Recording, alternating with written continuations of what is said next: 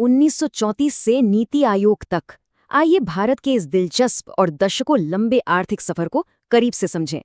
जरा सोचिए, इतने विशाल देश ने एकदम शून्य से अपनी अर्थव्यवस्था का ताना बाना आखिर बुना कैसे होगा।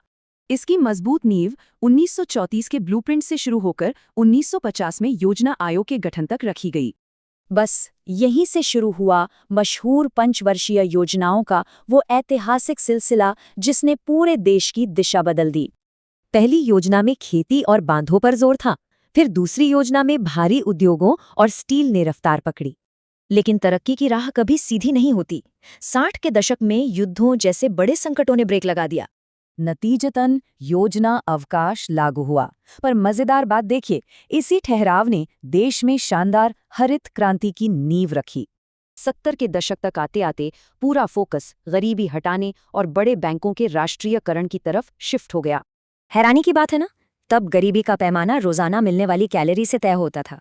80 के दशक में अर्थव्यवस्था को मजबूती देने के लिए नाबार्ड जैसे कई बड़े वित्तीय और ग्रामीण संस्थान बनाए गए। फिर आया 1990 का भयानक संकट। देश का विदेशी मुद्रा भंडार गिरकर सिर्फ $1 अरब ही रह गया था। इस खौफनाक कमी ने जन्म दिया 1991 के ऐतिहासिक LPG सुधारों को, जो सच में एक गेम चेंजर साबित हुए। सबसे पहला कदम था उदारीकरण, यानी अर्थव्यवस्था को जकड़ने वाले उस पुराने लाइसेंस राज को पूरी तरह से खत्म करना। दूसरा था निजीकरण। इसमें बेहतर कामकाज के लिए सरकारी कंपनियों के कुछ हिस्से प्राइवेट सेक्टर के हाथों में सौंपे गए।